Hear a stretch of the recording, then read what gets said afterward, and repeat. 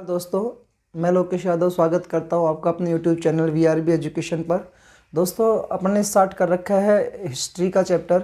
Modern history में हमने अनेकों वीडियोस इसमें अपलोड की जा चुकी है आपके सामने, और अच्छे से हमने ये प्रॉपर तरीके से कंटिन्यूटी आपको अपलोड मिलेंगी वीडियोस।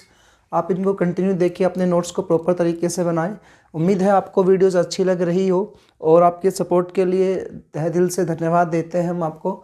दोस्तों, हमने पिछली वाली जो हिस्ट्री मॉडर्न हिस्ट्री चैप्टर था, इस चैप्टर्स में अनेकों वीडियोस अपलोड की हुई है। उन्हीं चैप्टर में से मॉडर्न हिस्ट्री का जो एक चैप्टर आता है, उसका नाम आता है गांधीवादी युग। दोस्तों, अपने एक टॉपिक डाला था, एक हेडिंग था अपना, भारत का स्वाधीनता आंदोलन या राष्ट्रीय आंदोलन। तो स्वाधीनता जो आंदोलन चैप्टर था, इस स्वाधीनता आंदोलन चैप्टर में हमने 3 पॉइंट बनाए थे। पहला वाला जो पॉइंट अपना आया था वो है उदारवादी युग का। तो स्वाधीनता आंदोलन चैप्टर का पहला चैप्टर आया था उदारवादी युग। ये हमने पहले वीडियो में अपलोड किया है, आप उसको ज़रूर देखें। ये आपको समझ में आएगा, तभी आपको आगे वाली वीडियो कंटिन्यू समझ में आएंगी। 1885 से 1905 तक का जो समय था उदारवादी युग का चैप्टर का था।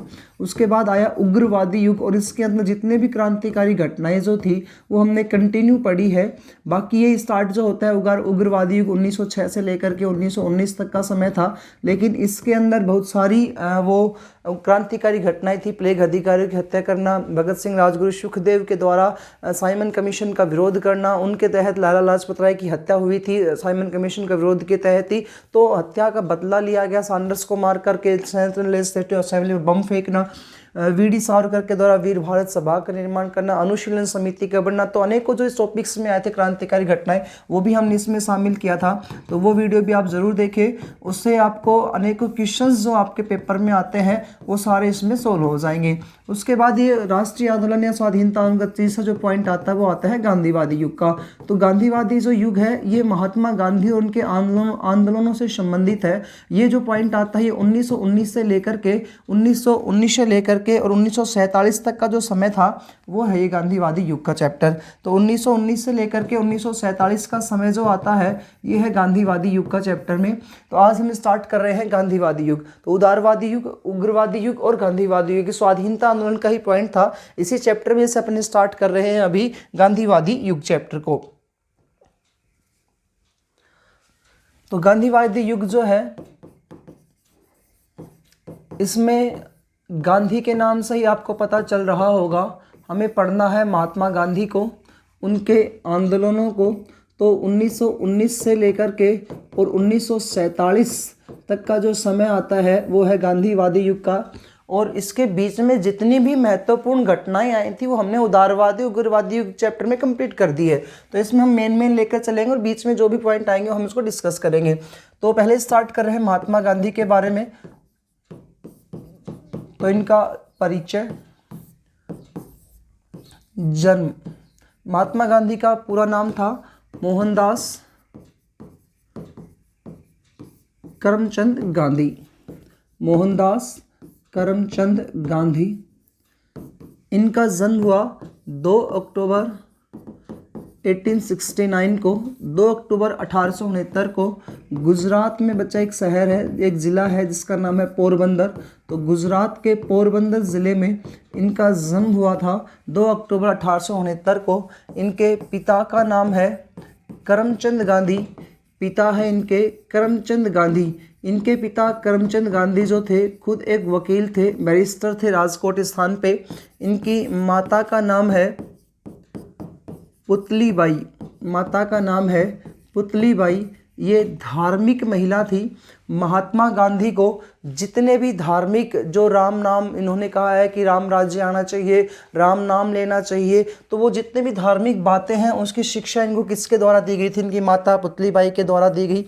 इनकी शादी 13 वर्ष की आयु में हो चुकी थी। तो इनकी जो पत्नी है उसका नाम था कस्तूरबा गांधी। तो पत्नी का नाम है कस्तूरबा। इनके 4 बच्चे हैं, इनके 4 लड़के हैं। उन लड़कों के नाम है, यानी इनके 4 पुत्र हैं। तो उनके 4 पुत्र जो हैं उनका नाम है मणिलाल। मणिलाल इनके 4 पुत्र हैं, यानी कि कस्तूरबा के, और इनके जो बेटे हैं उनका नाम बता रहा हूँ, मणिलाल, हरिलाल, मणिलाल, हरिलाल, देवदास और रामदास, ये इनके 4 पुत्र हैं। इनका जो स्टार्टिंग का जो समय था, इन्होंने वकालत की पढ़ाई की, यानी कि इन्होंने वकील का कोर्स किया, बैरिस्टर बनना चाहते थे ये। इनके पिता भी उच्च कोटि के बैरिस्टर थे, तो ये भी बैरिस्टर की पढ़ाई करते हैं। बैरिस्टर की पढ़ाई करने के लिए ये 1888 में साउथ पेंटन गए। कौन से स्थान पर गए? साउथ पेंटन। और साउथ पेंटन जो स्थान है ये है इंग्लैंड में। तो 1888 में ये वकालत करने के लिए, वकील बनने के लिए कहाँ गए थे? साउथ पेंटन इंग्लैंड में। और 1888 में गए और वकील की डिग्री लेकर के, यानी बैरिस्टर की डिग्री इन्होंने लेकर कब आ गए? 1891 में। तो इनको बैरिस्टर की डिग्री जो है वो कब मिल गई थी? 1891 में इनको बैरिस्टर की डिग्री मिली। ये वकील बन करके भारत में आए, और जब वकील बन करके भारत में आए तब इनको जो कोर्ट में जहाँ बैठना था, तो स्टार्टिंग में इन्होंने स्टार्टिंग में कार्य किया वो राजकोट नामक स्थान जो यहाँ पे गुजरात में है, यहाँ इस कोर्ट में इन्होंने अपना समय बिताया। लेकिन यहाँ जो इनको केस मिला, पहले केस में हार जाते हैं, लेकिन कहने का अर्थ है कि इनका ठीक ठाक काम नहीं चला वकील के तहत यहाँ इस राजकोट में। बाद में बम्बई आते हैं और बम्बई में इनको एक कोर्ट में एक केस मिलता है, लेकिन वो जो केस मिला था वो था फारसी दादा अब्दुल्ला एंड कंपनी का। ये मुस्लिम थे, फारसी दादा अब्दुल्ला एंड कंपनी, फारसी दादा अब्दुल्ला एंड कंपनी का केस का इनको एक केस मिला है। इस केस एक जो केस जो है ये केस है साउथ अफ्रीका का। तो दक्षिणी अफ्रीका का ये केस है। बम्बई के कोर्ट में इनको एक केस मिला है फारसी दादा अब्दुल्ला एंड कंपनी का। केस जो मिला है वो कहाँ का है? दक्षिण अफ्रीका का। इस केस के सिलसिले में गांधी जी जो है ये 1893 में दक्षिण अफ्रीका में चले गए। कहाँ चले गए? दक्षिण अफ्रीका में चले गए। एक बार मैं फिर से रिकॉल करता हूँ, वहाँ इनका पूरा का पूरा जीवन बदल जाएगा, किस प्रकार से क्या कहानी है। गांधीवादी युग इस चैप्टर है। 1947। महात्मा गांधी का जो पूरा नाम है मोहनदास करमचंद गांधी, पिता का नाम करमचंद गांधी है, माता का नाम पुतलीबाई, पत्नी है कस्तूरबा गांधी। इनकी जो है कस्तूरबा के साथ 13 वर्ष की उम्र में शादी हो जाती है। इनके 4 पुत्र हैं, मणिलाल, हरिलाल, देवदास और रामदास। वकील या बैरिस्टर की पढ़ाई करने के लिए 1888 में साउथ पेंटन इंग्लैंड गए। वहां से बैरिस्टर की डिग्री लेकर के 1891 में भारत में आए। इन्होंने प्रथम जो कोर्ट में केस कार्य किया, कहाँ पे काम करने स्टार्ट किया? तो राजकोट वाले में। फिर इनको बम्बई के कोर्ट में इनको वहाँ गए, वहाँ पर इनको केस मिला, साउथ अफ्रीका का केस था, फारसी दादा अब्दुल्ला एंड कंपनी का। इस केस के सिलसिले में ये 1893 में कहाँ चले गए हैं? दक्षिण अफ्रीका में चले गए हैं दोस्तों। अब दक्षिण अफ्रीका में इनका पूरा का पूरा जीवन बदल चुका है। ध्यान से देखिएगा। तो इनको केस जो था वो किसका मिला था? फारसी दादा अब्दुल्ला एंड कंपनी का। मैं आपको एक बात बताना चाहूँगा, ये गांधीवादी जो चैप्टर है, ये जितनी भी अपने कंपटीशन के एग्ज़ाम्स हैं इनमें वेरी वेरी इंपॉर्टेंट टॉपिक है ये। तो फारसी दादा अब्दुल्ला एंड कंपनी के केस के सिलसिले में ये 1893 में पहुंच गए साउथ अफ्रीका, दक्षिणी अफ्रीका चले गए। और वहाँ दक्षिण अफ्रीका में यहाँ इन्होंने देखा कि देखिएगा दक्षिण अफ्रीका जो है ये उस समय ब्रिटेन का गुलाम बन चुका है। तो किसका गुलाम है? ब्रिटेन का गुलाम है। कौन सा देश? दक्षिणी अफ्रीका देश ब्रिटेन का गुलाम है। यहाँ इन्होंने ये देखा कि ब्रिटेन के लोगों ने दक्षिण अफ्रीका के क्षेत्र पर अधिकार कर रखा है। तब इनको यहाँ क्या आता है, क्या एक घटना घटती है इनके साथ? इस घटना को बोलते हैं मैरिट्सबर्ग की घटना। मैरिट्सबर्ग की घटना। गांधी दक्षिण अफ्रीका गए और दक्षिण अफ्रीका के केस के सिलसिले में गए थे।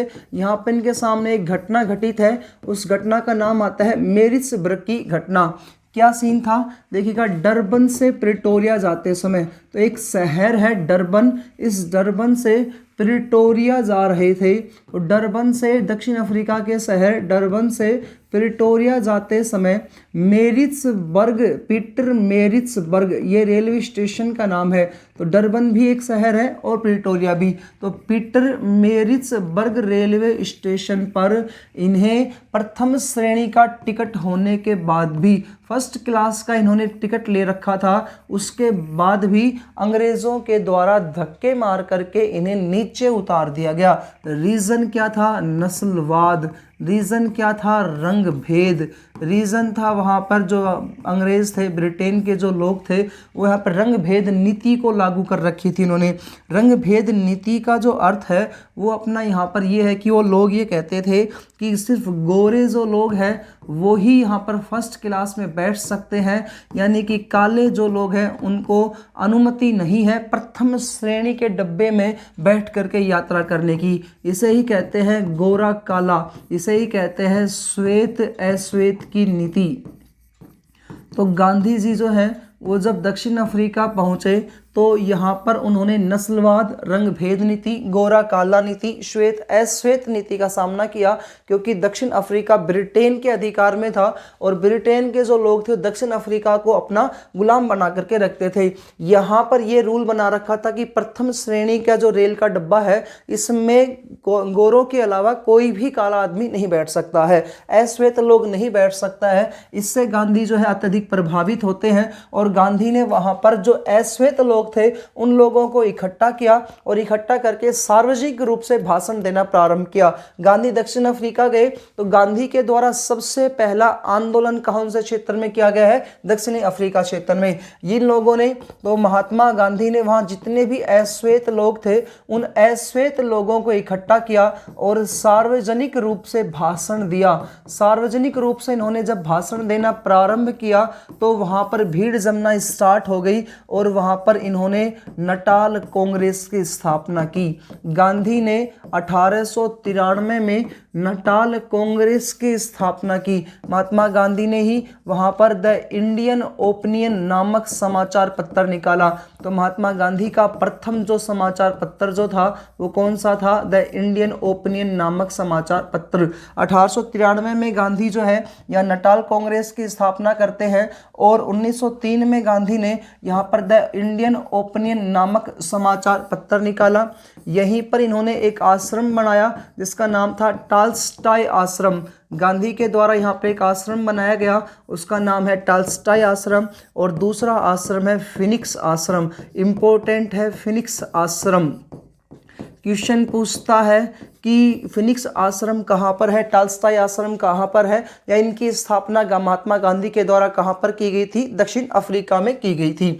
अश्वेत लोगों को महात्मा गांधी ने इकट्ठा किया, सार्वजनिक रूप से भाषण दिया, नटाल कांग्रेस की स्थापना की, द इंडियन ओपिनियन नामक समाचार पत्र निकाला, टॉल्स्टॉय आश्रम और फिनिक्स आश्रम की स्थापना की। ये टॉल्स्टॉय आश्रम जो था इनके एक जर्मन मित्र थे जिनका नाम था कालेन बख। तो कालेन बख की सहायता से इन्होंने यहाँ पर कालेन बख की सहायता से, जर्मनी मित्र थे ये, कालेन बख की सहायता से इन्होंने यहाँ पर टॉल्स्टॉय आश्रम की स्थापना की। और हुआ ये था कि कालेनबख जो था इनके द्वारा इनको ज़मीन दी गई थी महात्मा गांधी को और महात्मा गांधी ने यहाँ पर टॉल्स्टॉय आश्रम की स्थापना की थी। फिनिक्स आश्रम इम्पोर्टेंट है। तो 1906 में गांधी के द्वारा फिनिक्स आश्रम की स्थापना की जाती है। कहाँ पर? साउथ अफ्रीका में, दक्षिणी अफ्रीका में।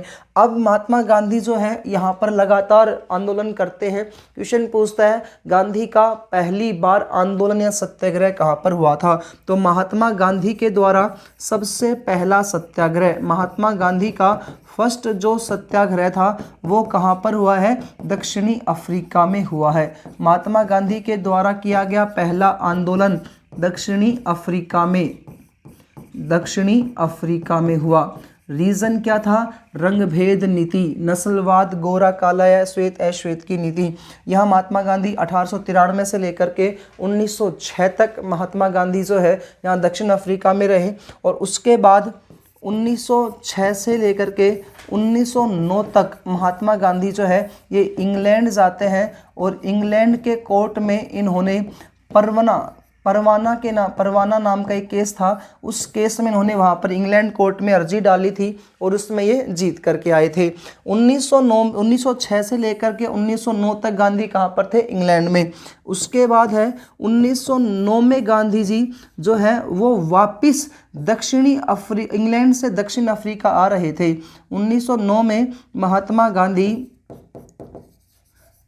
इंग्लैंड से दक्षिण अफ्रीका जहाज में बैठ कर के आ रहे थे। इंग्लैंड से दक्षिणी अफ्रीका जहाज़ में बैठ कर के आ रहे थे और जो ये यात्रा थी, इस यात्रा के समय इन्होंने एक पुस्तक लिखी। उस पुस्तक का नाम था हिंद स्वराज्य। तो हिंद स्वराज्य नामक पुस्तक इम्पोर्टेंट है। किसके द्वारा लिखी गई है? महात्मा गांधी के द्वारा लिखी गई। कब लिखी गई? जब इंग्लैंड से वापस जहाज़ में बैठ कर के, जल जहाज़ में बैठ कर के जब वापस आ रहे थे दक्षिण अफ्रीका, तो इन्होंने रास्ते में एक पुस्तक लिखी है, हिंद स्वराज्य नामक पुस्तक लिखी। 1909 से लेकर के महात्मा गांधी 1915 तक, 1909 से लेकर के महात्मा गांधी 1915 तक वहीं दक्षिण अफ्रीका में रहे और लगातार जो इन्होंने आंदोलन चला रखा था, इस आंदोलन को कंटिन्यू किया और 1915 में महात्मा गांधी जो होते हैं इस आंदोलन में विजयी होते हैं। इससे पहले आपको एक पॉइंट और बताना चाहता हूं, 1914 से 1918 तक का वह समय है जब प्रथम विश्व युद्ध प्रारंभ हुआ था। प्रथम विश्व युद्ध प्रारंभ हुआ था, उस समय महात्मा गांधी ने ये प्लानिंग की थी कि हमें अंग्रेजों की सहायता करनी चाहिए, ताकि यदि हम लोग अंग्रेजों की सहायता करेंगे तो अंग्रेज जो होगा उनका हमारे प्रति रवैया अच्छा हो जाएगा। इसलिए गांधी के द्वारा स्वैच्छिक एम्बुलेंस दल का गठन किया गया था। स्वैच्छिक एम्बुलेंस दल का गठन किया गया था। महात्मा गांधी ने स्वैच्छिक एम्बुलेंस दल का गठन प्रथम विश्व युद्ध के दौरान किया था। इस विश्व युद्ध में जब लड़ाई होती थी तो वहां पर जितने भी ब्रिटेन के लोग जब घायल होते थे तो एम्बुलेंस के माध्यम से भारतीय लोग वहां पहुंचते थे और उन लोगों को सहायता क्या करते थे, उनको दवाई वगैरह की व्यवस्था क्या करते थे। इस बात से अंग्रेज प्रसन्न होते हैं और स्वैच्छिक एम्बुलेंस दल की सहायता से अंग्रेज जो थे प्रसन्न होते हैं। तब अंग्रेजों के द्वारा महात्मा गांधी को एक उपाधि प्रदान की जाती है। वो उपाधि है केसर ए हिंद। केसर ए हिंद की उपाधि एकमात्र भारतीय को मिली है, वो कौन है? महात्मा गांधी। तो केसर ए हिंद की उपाधि प्रदान की गई थी महात्मा गांधी को। 1909 से लेकर के 1915 तक दक्षिण अफ्रीका में किए गए अपने जो आंदोलन थे उसको कंटिन्यू करते हैं। 1915 में महात्मा गांधी जो है इस युद्ध में जीत जाते हैं और जो इन्होंने रंग भेद नीति जो अंग्रेजों ने लागू कर रखी थी, इसको अंग्रेजों को घुटने टेकने पड़े और गांधी इसमें जीतते हैं। 8वां पॉइंट है, 9 जनवरी 1915 को महात्मा गांधी भारत लौटे। 9 जनवरी 1915 को भारत लौटे महात्मा गांधी। और भारत जब लौटे तो इसलिए आज 9 जनवरी को, इसलिए इनकी याद में 9 जनवरी को कौन सा दिवस मनाया जाता है?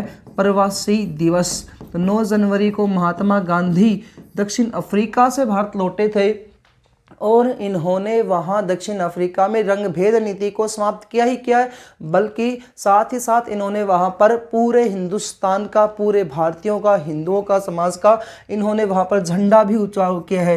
क्यों? क्योंकि इन्होंने ब्रिटेन के लोगों को वहां घुटने टेक दिए। तो जब ये वापस भारत लौट करके आएंगे तो इनका बड़ा मान सम्मान होगा, इनको बड़ा उच्च पद दिया जाएगा और पूरे भारत के जो लोग थे वो एक नेता के रूप में इनको आगे देखना चाहते हैं। तो ये पॉइंट था महात्मा गांधी का, स्टार्टिंग का पॉइंट है। फारसी दादा अब्दुल्ला एंड कंपनी के केस के सिलसिले में 1893 में दक्षिण अफ्रीका में गए थे। यहाँ ब्रिटेन के अधिकार था दक्षिण अफ्रीका वाले क्षेत्र पर। जब ये घटना कहलाती है मेरिसबर्ग की घटना, जब ये डरबन से प्रिटोरिया जा रहे थे तो पीटर मेरिसबर्ग एक रेलवे स्टेशन है, यहाँ पर प्रथम श्रेणी का टिकट होने के बावजूद भी अंग्रेजों ने नस्लवाद रंग भेद नीति के कारण इन्हें धक्का मार करके उस प्रथम श्रेणी के टिकट्स के डब्बे से नीचे उतार दिया जाता है। इस बात से गांधी नाराज होते हैं, वह अश्वेत लोगों को इकट्ठा करते हैं, सार्वजनिक रूप से भाषण देते हैं और यहीं पर महात्मा गांधी ने दक्षिण अफ्रीका में नटाल कांग्रेस की स्थापना की। द इंडियन ओपिनियन नामक समाचार पत्र निकाला, 2 आश्रम बसाए, तालस्टाय आश्रम, फिनिक्स आश्रम। महात्मा गांधी का प्रथम जो सत्याग्रह था वो दक्षिण अफ्रीका में किया गया था। किस वजह से किया गया था? रीजन था उसका अश्वेत नीति थी। और 1906 से 1909 तक महात्मा गांधी इंग्लैंड में रहे। परवाना जो एक कानून था उसके विरोध में उन्होंने अर्जी लगाई थी, उसमें जीतते थे और जीत कर के जब इंग्लैंड से जब वापस दक्षिण अफ्रीका जहाज के माध्यम से आ रहे थे तो 1909 में इन्होंने एक पुस्तक लिखी है, हिंद स्वराज्य नामक पुस्तक।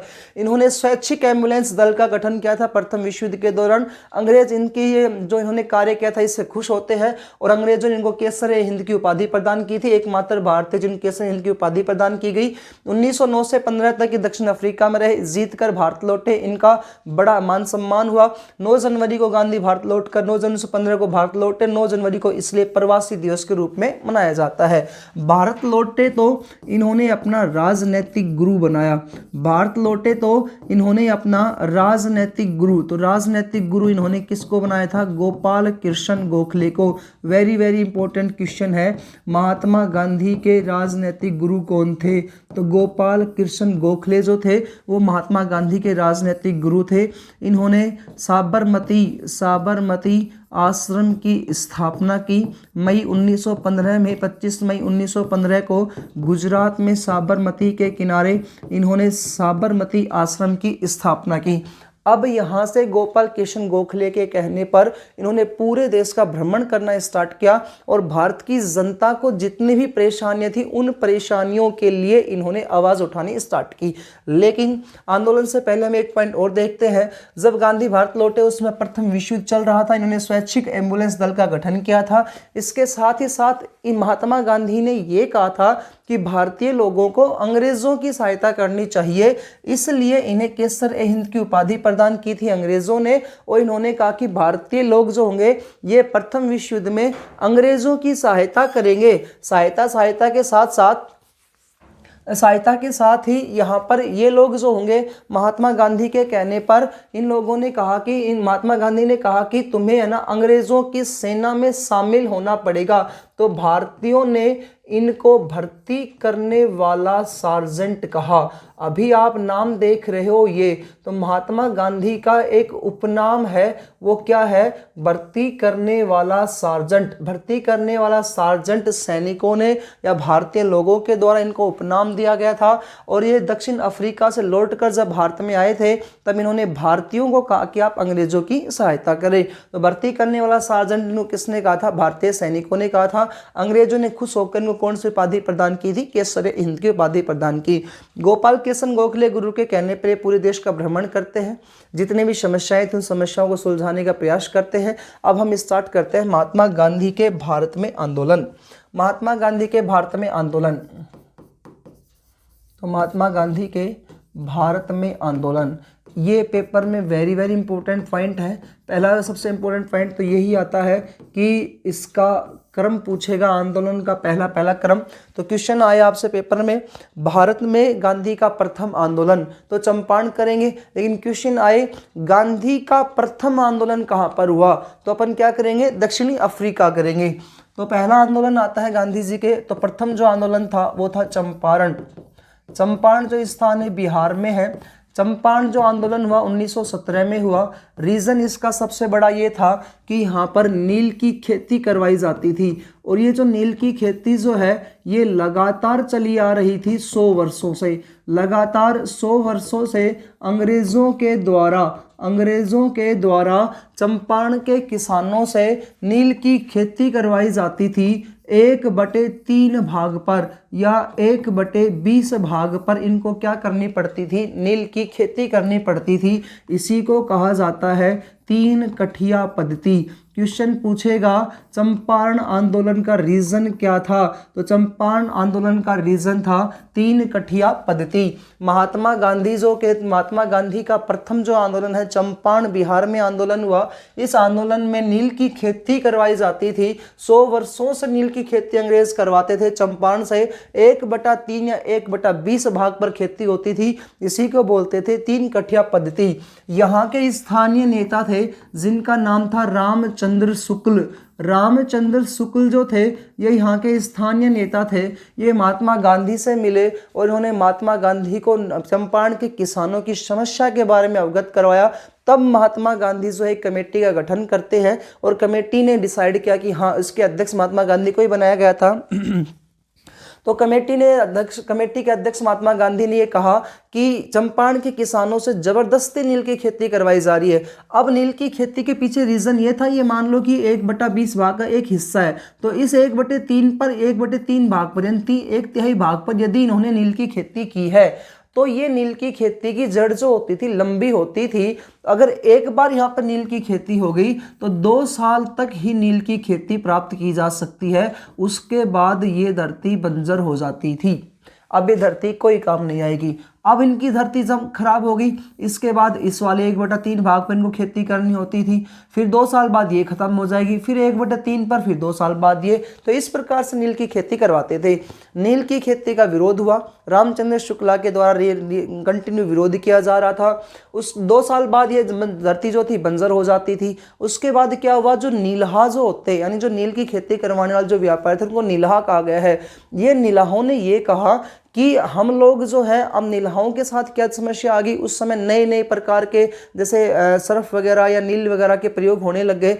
तो इधर नील की खेती की जो थी उसकी उत्पादन कम होता गया, तो इन लोगों के ऊपर टैक्स वगैरह लागू कर दिया गया था। इस वजह से रामचंद्र शुक्ल जो है यहाँ पर महात्मा गांधी से मिलते हैं। तो क्वेश्चन पूछेगा, चंपारण में किसके कहने पर महात्मा गांधी पहुंचे थे? तो किसके आग्रह पर महात्मा गांधी यहाँ पहुंचे थे? रामचंद्र शुक्ल के कहने पर गांधी यहाँ पहुंचे और महात्मा गांधी ने यहाँ पर आंदोलन किया। गांधी का प्रथम आंदोलन जो था वो कौन सा था? चंपारण आंदोलन था। इस आंदोलन में महात्मा गांधी विजयी हुए, जीत गए। अंग्रेजों ने घुटने टेक दिए और कहा कि हम नील की खेती नहीं करवाएंगे। इसके अलावा जब महात्मा गांधी इस आंदोलन में विजयी होते हैं, तब उसी समय गांधी विजयी हुए इस आंदोलन में, तो इनको महात्मा की उपाधि दी गई। इनको महात्मा की क्या दी गई है? उपाधि दी गई है। उपाधि देने वाले कौन थे? रविंद्रनाथ टैगोर। रविंद्रनाथ टैगोर ने महात्मा गांधी को यानी कि गांधी को क्या कहकर संबोधित किया था? महात्मा गांधी कहकर के, महात्मा कहकर संबोधित किया था रविंद्रनाथ टैगोर ने। रविंद्रनाथ टैगोर ने महात्मा कहकर संबोधित किया, इनको महात्मा की उपाधि दी थी। इसके अलावा रविंद्रनाथ टैगोर को महात्मा गांधी ने कहा गुरुदेव।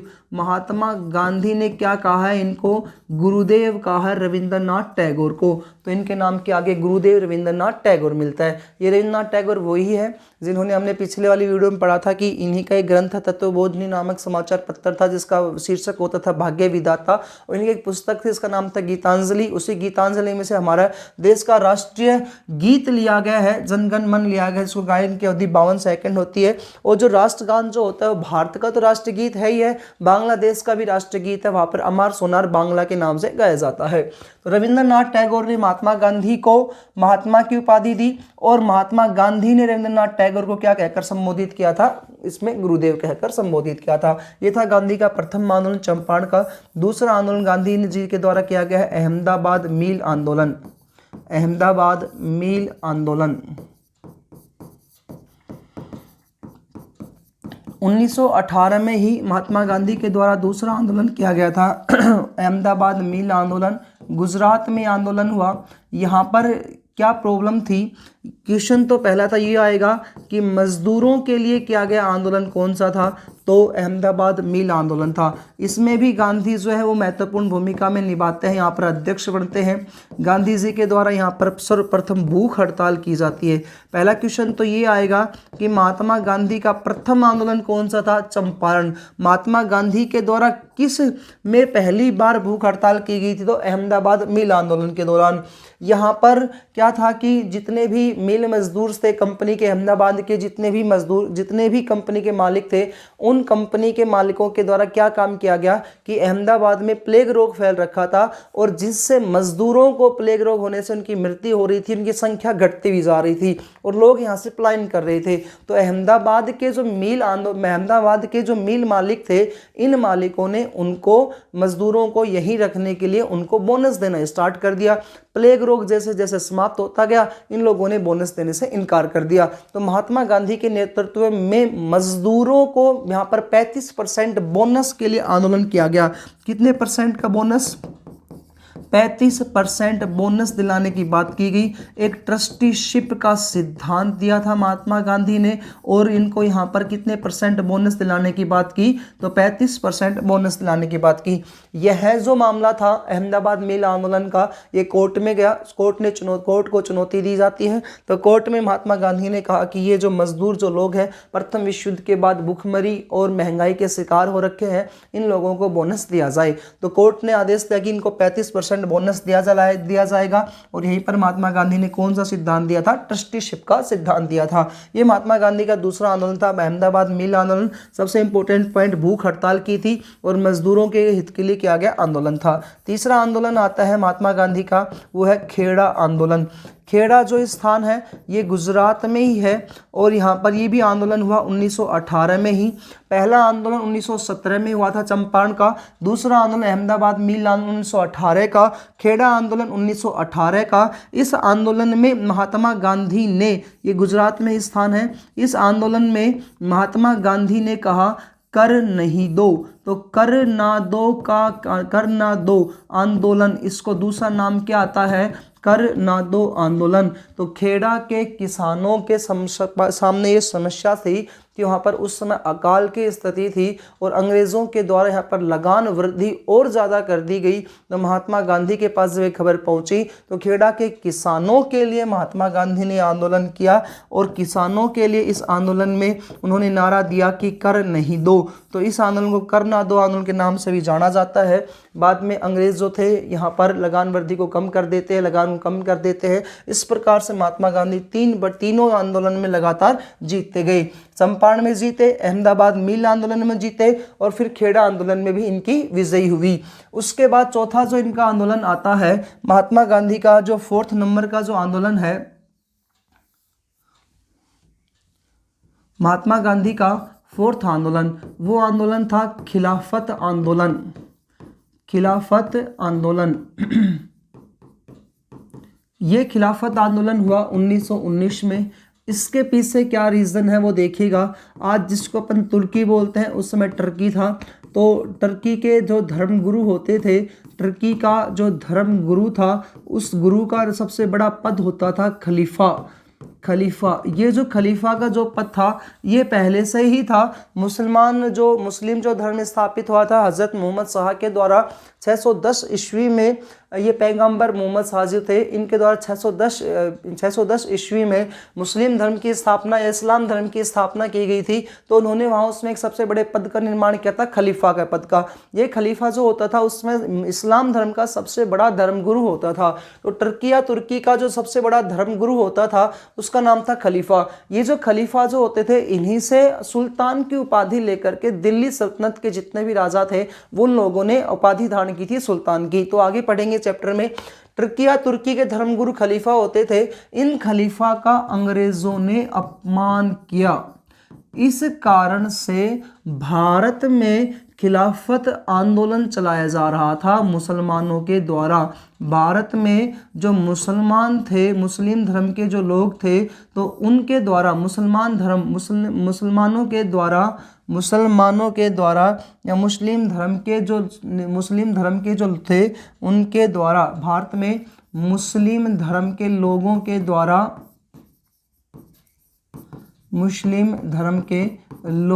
के द्वारा खिलाफत आंदोलन चलाया जा रहा था। टर्की के धर्मगुरु खलीफा का अपमान करने की वजह से यहाँ पर आंदोलन चलाया जा रहा है, खिलाफत आंदोलन। अब इसके अध्यक्ष जो थे वो थे शौकत अली और मोहम्मद अली। कौन कौन थे? शौकत अली और दूसरा है मोहम्मद अली। तो दो अली बंधु थे। पहला अली बंधु है शौकत अली और दूसरा अली बंधु है मोहम्मद अली। इन दोनों भाइयों के द्वारा खिलाफत आंदोलन चलाया जा रहा था। कहाँ पर? भारत में।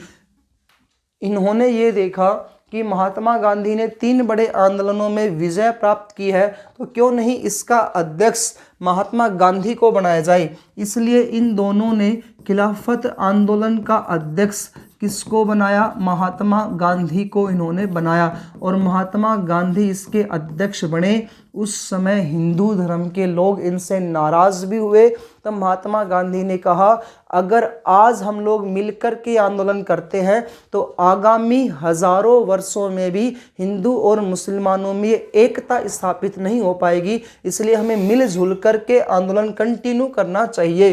तो खिलाफत आंदोलन था महात्मा गांधी का 1919 का। ये आंदोलन कंटिन्यू चल ही रहा था कि उसी समय एक मिस्टर रोलेट नाम के अंग्रेज अधिकारी थे। मिस्टर रोलेट ने एक एक्ट पास कर दिया जिसको बोलते हैं रोलेट एक्ट, या इसी का नाम आता है काला कानून। रोलेट एक्ट या काला कानून 1919। रोलेट एक्ट काला कानून वह कानून था जिसमें किसी भी व्यक्ति को शक के आधार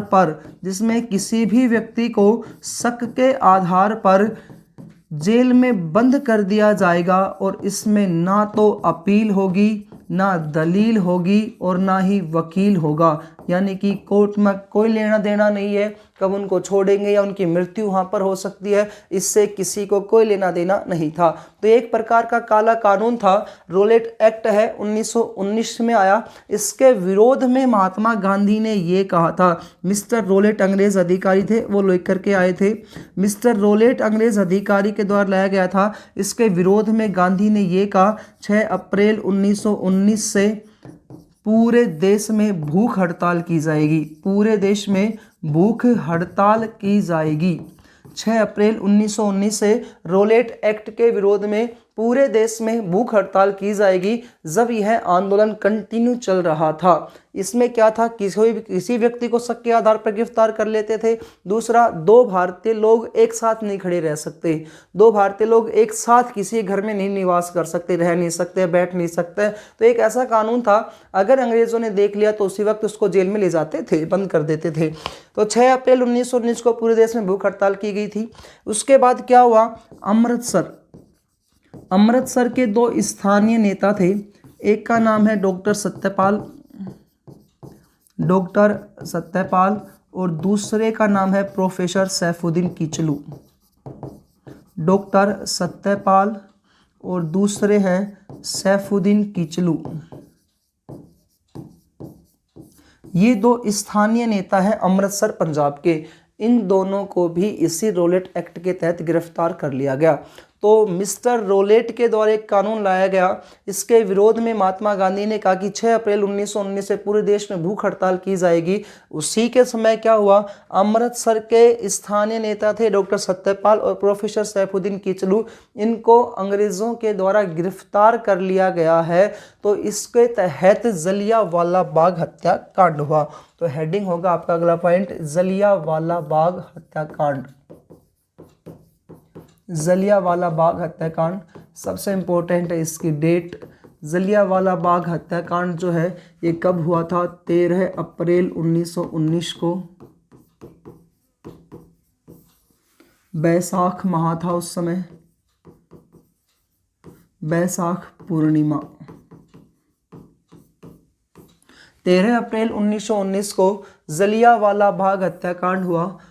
अमृतसर, पंजाब के अमृतसर जिले में जलियांवाला बाग है। यहाँ पर 2 स्थानीय नेता थे, एक का नाम डॉक्टर सत्यपाल और दूसरे का नाम प्रोफेसर सैफुद्दीन किचलू। इनकी रिहाई के लिए करतार सिंह सरावा जो लाला लाजपत राय के ही एक सैनिक हुआ करते थे या लाला लाजपत राय के ही एक सदस्य थे, उन्हीं के कहने पर काम किया करते थे। डॉक्टर सत्यपाल और प्रोफेसर सैफुद्दीन किचलू, इनकी रिहाई के लिए करतार सिंह सरावा की अध्यक्षता में जलियांवाला बाग में हजारों लोग वहां इकट्ठे हुए और उन हजारों लोग जिनमें महिलाएं भी थी, बच्चे भी थे, वो लोग यहाँ पर इकट्ठे हुए। तो हंसराज नाम का एक गद्दार है, वो हंसराज ने जनरल जनरल ओडायर को जाकर के इसने खबर की कि आपके रोलेट एक्ट के विरोध में करतार सिंह सरावा के अध्यक्षता में डॉक्टर सत्यपाल और प्रोफेसर सैफुद्दीन कीचलू की रिहाई के लिए जलियांवाला बाग में हजारों लोग इकट्ठे हुए हैं। तो करतार सिंह सरावा जो थे यहाँ पर गुलामी की जंजीरों तोड़ने का यहाँ गीत गा रहे थे, उन लोगों को समझा रहे थे किस प्रकार से हमें आंदोलन करना चाहिए और हमें आंदोलन करके इस रोलेट एक्ट को समाप्त करना चाहिए। तो उसी समय इस जलियांवाला बाग हत्याकांड, जो जलियांवाला बाग जो है, इस जलियांवाला बाग को चारों ओर से अंग्रेजी सैनिकों के द्वारा घेर लिया गया, मुख्य दरवाजे पर तोप लगा दी गई और अंधाधुंध जनरल ओडायर ने यहाँ पर गोलियां चला दी। जब ये गोलियां चली तो उसी समय कुछ लोग अपनी जान बचाने के लिए दीवार कूद करके भगे। तो आज भी वहां पर दीवारों में गोलियों के निशान बने हुए। कुछ लोग अपनी जान बचाने के लिए उसी वहां पर एक कुआं बना हुआ था, उस कुएं में कूद गए। बाद में जनरल ओडायर के नेतृत्व में वहां कुएं में भी अंधाधुंध गोलियां चलवा दी गई। तो यहाँ पर लगभग हजारों से ज्यादा लोगों की मृत्यु हुई। हजारों लोगों को मारने वाले कौन थे? जनरल ओडायर, जिनमें महिलाएं भी थी, छोटे बच्चे भी थे, वृद्ध पुरुष भी थे, जवान भी थे। तो जनरल ओडायर के द्वारा यहाँ पर अंधाधुंध गोलियां चलवा दी जाती है। इसके विरोध में एक कमेटी बनती है, दो कमेटियां बनेगी। एक कमेटी बनी थी हंटर कमेटी और दूसरी कमेटी बनेगी मदन मोहन मालवीय की अध्यक्षता में मालवीय कमेटी। जनरल ओडायर निर्दोष है या नहीं, इस बात की जानकारी के लिए मालवीय कमेटी बनी और दूसरी कमेटी बनी हंटर कमेटी। ये कमेटी अंग्रेज़ों की कमेटी थी, लेकिन ये कमेटी जो थी भारतीयों की कमेटी थी। ये किसकी अध्यक्षता में बनी थी? मदन मोहन मालवीय की अध्यक्षता में बनी। ये मदन मोहन मालवीय वही हैं जिन्होंने बनारस में हिंदू विश्वविद्यालय की स्थापना की थी। हंटर कमेटी मिस्टर हंटर की अध्यक्षता में बनी थी। लेकिन सबसे इंपॉर्टेंट पॉइंट ये है, इसमें सदस्य थे पांच सदस्य थे। इन 5 सदस्यों में से 3 भारतीय सदस्य थे और 2 अंग्रेज। अपने पेपर में इन भारतीय सदस्यों के नाम आते हैं। 3 भारतीय सदस्य कौन कौन थे? तो एक का नाम था जगत नारायण, शहनाज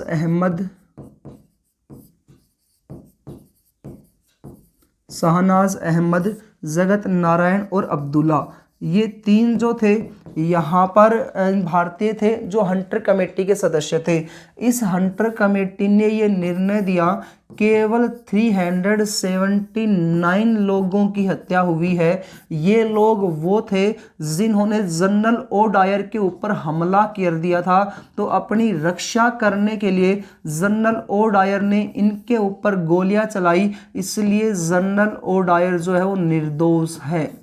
जनरल ओडायर क्या है? निर्दोष है। ऐसा हंटर कमेटी ने फैसला दिया। जबकि मालवीय कमेटी मदन मोहन मालवीय की अध्यक्षता में बनी थी, इसने कहा कि जनरल ओडायर दोषी है और यहाँ पर हजारों से भी ज़्यादा लोग घायल हुए हैं, मरे हैं, इसलिए जनरल ओडायर को फांसी दी जाए। उस समय जनरल ओडायर जो है यहाँ से भाग करके लंदन चले गए और लंदन में इनका जो पीछा करते हैं वो करते हैं उधम सिंह क्रांतिकारी थे। उधम सिंह ने जनरल ओडायर की 1940 में लंदन जाकर के इनकी हत्या की थी। तो जलियांवाला बाग हत्याकांड का बदला किसने लिया था? उधम सिंह ने लिया था इनकी हत्या करके। 1940 में लंदन में जाकर के इनकी क्या कर दी गई? हत्या कर दी गई। ये था आपका जलियांवाला बाग हत्याकांड। खिलाफत आंदोलन के बाद हमने पढ़ा है रोलेट एक्ट। रोलेट एक्ट के तहत डॉक्टर सत्यपाल प्रोफेसर सैफुद्दीन कीचलू को, जो अमृतसर के एक स्थानीय नेता थे, यहाँ पर इन दोनों को गिरफ्तार कर लिया गया, जिनकी रक्षा करने के लिए करतार सिंह सरावा की अध्यक्षता में जलियांवाला बाग में कमेटी बुलाई जाती है। ये कमेटी जो होती है यहाँ पर हजारों लोग शामिल हो जाते हैं। ये हजारों लोग जब यहाँ पर शामिल हुए तब हंसराज नाम का जो गद्दार है जनरल ओडायर को जाकर के बताता है कि हजारों लोग आपके रोलेट एक्ट के विरोध में शामिल हो रहे हैं। तब जनरल ओडायर ने यहाँ पर क्या किया? जनरल ओडायर ने यहाँ पर अंधाधुंध गोलियां चलवा दी, जिसमें हजारों लोग मारे गए। जनरल ओडायर निर्दोष है या दोषी है, इस बात को जानकारी के लिए 2 कमेटी बनी। एक कमेटी हंटर कमेटी, दूसरी कमेटी है मालवीय कमेटी। हंटर कमेटी के अध्यक्ष मिस्टर हंटर थे और हंटर कमेटी ने निर्णय दिया कि ये केवल 379 लोगों की मृत्यु हुई है। इसने कहा कि हजारों लोगों की मृत्यु गलती हुई है, यहाँ पर इसको दोषी माना गया हंटर कमेटी के द्वारा और यहाँ पर इनको क्या कहा गया, ये निर्दोष है। जनरल ओडायर उस समय लंदन चले जाते हैं और उधम सिंह के द्वारा 1940 में लंदन में जाकर के इनकी क्या कर दी गई, हत्या कर दी गई। ये था जलियांवाला बाग हत्याकांड। पहला पॉइंट हमने पढ़ा है इस टॉपिक में कि खिलाफत, सबसे पहला पॉइंट आया है चंपारण आंदोलन, उसके बाद आया अहमदाबाद मिल आंदोलन, खेड़ा आंदोलन, खिलाफत आंदोलन, रोलेट एक्ट और फिर है जलियांवाला बाग हत्याकांड। तो इसके विरोध में महात्मा गांधी, जैसे जलियांवाला बाग हत्याकांड हुआ 13 अप्रैल 1919 को, महात्मा गांधी ने कहा कि भूख हड़ताल बंद कर दी जाए, तो इन्होंने उसी समय क्या कर दिया, भूख हड़ताल को बंद कर दिया था। जलियांवाला बाग हत्याकांड के बाद महात्मा गांधी ने एक नया आंदोलन चलाया, उस आंदोलन का नाम था असहयोग आंदोलन। असहयोग आंदोलन। जलियांवाला बाग हत्याकांड के बाद महात्मा गांधी के द्वारा आंदोलन चलाया गया असहयोग आंदोलन। 1 अगस्त 1920 को महात्मा गांधी ने यह आंदोलन चलाया। 2 पॉइंट इसमें याद रखने वाले हैं। असहयोग आंदोलन को कांग्रेस के अधिवेशनों में पेश किया गया। तो कांग्रेस के जो अधिवेशन हुआ था, पहला अधिवेशन वो हुआ था कलकत्ता में। कलकत्ता में इस अधिवेशन की अध्यक्षता गरम दल के एकमात्र नेता ने की थी, जिनका नाम था लाला लाजपत राय। लाला लाजपत राय जो थे, इनकी अध्यक्षता में कलकत्ता अधिवेशन की अध्यक्षता 1920 में कांग्रेस के अधिवेशनों की गई थी। यहाँ पर महात्मा गांधी ने कहा था कि असहयोग आंदोलन को पारित किया जाए, लेकिन कांग्रेस के सदस्यों ने असहयोग आंदोलन को पारित नहीं किया। उसके बाद कांग्रेस का विशेष अधिवेशन बुलाया गया असहयोग आंदोलन को पारित करने के लिए। तो कांग्रेस का 1920 में ही दूसरा विशेष अधिवेशन जो बुलाया गया था वो नागपुर में बुलाया गया और इसकी अध्यक्षता जो थी वो विजय राघवाचारी के द्वारा की गई थी। विजय राघवाचारी की अध्यक्षता में अब की बार महात्मा गांधी के द्वारा असहयोग आंदोलन को क्या कर दिया गया, पारित कर दिया गया। 1 अगस्त 1920 को महात्मा गांधी के द्वारा घोषणा कर दी जाती है कि असहयोग आंदोलन चलाया जाएगा। असहयोग का अर्थ क्या है कि हम लोग अंग्रेजों की कोई सहायता नहीं करेंगे, तो सहायता नहीं करना ही है असहयोग। असहयोग का अर्थ है सहायता नहीं करना। असहयोग आंदोलन के रीजन क्या क्या थे, क्या कारण था? तो सबसे पहला कारण आता है जलियांवाला बाग हत्याकांड। इसी के तहत भारतीय लोगों की हत्या की गई थी, जनरल ओडायर के द्वारा की गई थी। जलियांवाला बाग हत्याकांड का दोषी जो था वो जनरल ओडायर था। दूसरा रीजन आता है इसमें रोलेट एक्ट। तो मिस्टर रोलेट के द्वारा जो कानून लाया गया था, काला कानून, उसको इसमें शामिल किया गया। महात्मा गांधी ने बोले कि मैं दूसरा रीजन है जिस वजह से मैं असहयोग लेकर के आ रहा हूँ। तीसरा इसमें रीज़न था जो खलीफा का अपमान किया था, तो बोले खलीफा का अपमान की वजह से हमने खिलाफत आंदोलन का चला रखा है, वो भी इसको शामिल करेंगे, हिंदुओं और मुसलमानों को इसमें शामिल करने के लिए। चौथा सबसे इम्पोर्टेंट आता है स्वराज्य की प्राप्ति।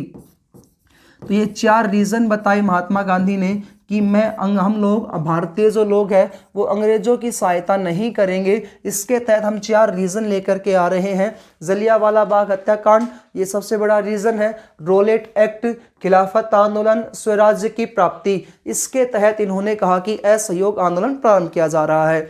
अब जो इन्होंने असहयोग आंदोलन प्रारंभ किया है, इस असहयोग आंदोलन में महात्मा गांधी के नेतृत्व में ये काम किया गया कि सारे देशवासी मिलकर के अंग्रेजों से कोई भी विदेशी वस्तु नहीं खरीदेंगे, यानी कि अंग्रेजों का बहिष्कार। तो सीधा सीधा कह दिया विदेशी वस्तुओं का बहिष्कार करना है। जितने भी भारतीय सैनिक जो है वो अंग्रेजी सेना में शामिल है, उन सबको सेना को छोड़ना होगा, नौकरियां छोड़नी होगी। जो भी लोग अंग्रेजों के लिए काम करते हैं उन सबको अपना कामकाज छोड़ना होगा। और जितने भी लोग हैं जिन्होंने आज तक जितने भी विदेशी वस्तु खरीदी है, उन सभी को विदेशी वस्तुओं को एक पूरे मोहल्ले में इकट्ठी करनी है, सड़क पर ले जा करके और उनको आग लगाना है।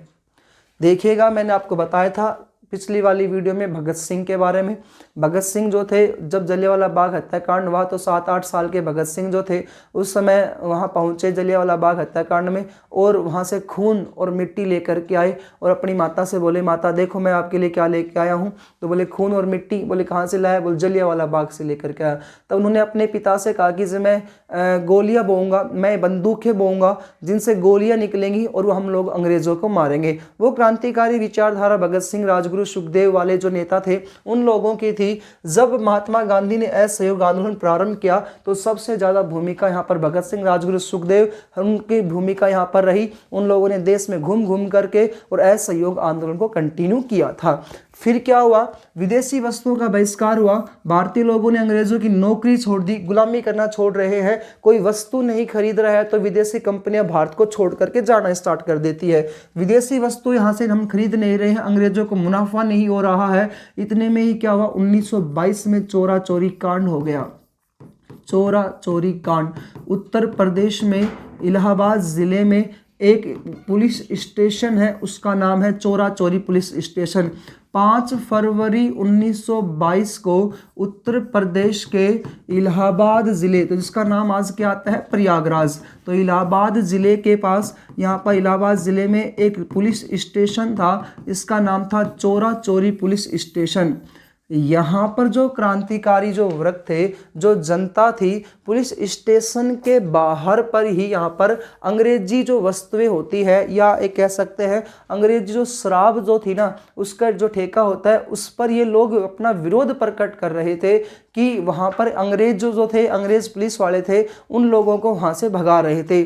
और वहाँ पर जो थाना अधिकारी था उसके ऊपर, उसके द्वारा यहाँ पर हवाई फायर किया गया और बाद में अंधाधुंध गोलियां चलवा दी गई। और यहाँ पर भीड़ जो थी वो इकट्ठा हुई और भीड़ ने इकट्ठा होकर के उन 22 पुलिस वालों को पुलिस स्टेशन में घेर लिया और घेर करके इनको जिंदा जला दिया गया। इसका अर्थ ये आया, महात्मा गांधी ने ये कहा था कि असहयोग आंदोलन में हम विदेशी वस्तुओं का बहिष्कार तो करेंगे लेकिन हिंसा नहीं करेंगे। यहाँ पर हिंसा हो गई चोरा चोरी पुलिस स्टेशन में। 22 पुलिस वालों को क्रांतिकारियों ने जिंदा जला दिया। इस कारण से महात्मा गांधी ने 11 फरवरी 1922 को कांग्रेस का विशेष अधिवेशन बुलाया। इंपॉर्टेंट है विशेष अधिवेशन। पहला विशेष अधिवेशन नागपुर में बुलाया था। किसके लिए बुलाया था? असहयोग आंदोलन को पारित करने के उद्देश्य से बुलाया था। यहाँ पर अधिवेशन बुलाया गया, बारदोली में विशेष अधिवेशन बुलाया गया महात्मा गांधी के द्वारा। और किसके लिए बुलाया गया? इन्होंने कहा कि अब मैं असहयोग आंदोलन को समाप्त कर रहा हूँ। जब पूरा देश असहयोग आंदोलन में जुटा हुआ था, विदेशी वस्तुओं का बहिष्कार कर रहा था, भारत से कंपनियां निकलकर भारत से भाग चुकी थी, उस समय महात्मा गांधी ने क्या किया? असहयोग आंदोलन बंद कर दिया।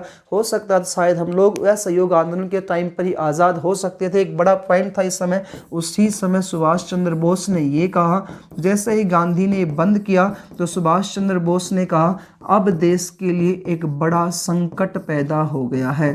तो इसको सुभाष चंद्र बोस ने क्या नाम दिया? राष्ट्रीय संकट नाम दिया। तो ये सारे क्वेश्चन आपके आएंगे असहयोग आंदोलन चैप्टर से। क्या रीजन था? कहाँ पर प्रस्ताव भेजा गया था? पास नहीं हुआ कलकत्ता में, तो नागपुर में पास हुआ। समाप्त इसको बारदोली में किया गया। चोरा चोरी कांड के तहत किया गया। 11 फरवरी 1922 को गांधी ने क्या कर दिया? इसको समाप्त कर दिया। इसके बाद महात्मा गांधी जो है के विचारों से कई लोग अलग हो जाते हैं। हमने पीछे वाली वीडियो में बताया था कि नई पार्टी बना लेते हैं, स्वराज्य पार्टी। महात्मा गांधी से नाराज होकर के, असहयोग आंदोलन से नाराज होकर के CR दास, चित्तरंजन दास और मोतीलाल नेहरू के द्वारा इलाहाबाद में एक 1923 में नई पार्टी बना ली गई। ये जो नई पार्टी बनी थी CR दास और मोतीलाल नेहरू की अध्यक्षता में 1923 में इलाहाबाद में, इस पार्टी का उद्देश्य था, उस समय होती थी विधान परिषदें, और विधान परिषदों के चुनाव में भाग लेना ही इनका था उद्देश्य। विधान परिषदों के चुनाव में भाग लेना इनका उद्देश्य था। बाद में CR दास की मृत्यु के बाद यह पार्टी हो जाएगी समाप्त। लेकिन उसके बाद HRA पार्टी बनेगी सचिंदर सल्याण की अध्यक्षता में। पीछे वाली वीडियो में इसके बारे में सब कुछ बताया था कि 1925 में काकेरी कांड हुआ था। उसके बाद HSRA कमेटी बनेगी, हिंदुस्तान सोशलिस्ट रिपब्लिकन एसोसिएशन बनेगी 1928 में दिल्ली में। भगत सिंह और चंद्रशेखर आजाद की अध्यक्षता में बनेगी। इन्होंने साइमन कमीशन का विरोध करते हुए सलाल लाजपत राय की जब हत्या हो जाती है तो सैंडर्स की हत्या करते हैं लाहौर षड्यंत्र के तहत, और सेंट्रल लेजिस्लेटिव असेंबली पर बम फेंका गया था। इनकी हत्या, इनको फांसी देने की सारी बातें हमने इस वाले पॉइंट में पढ़ा था।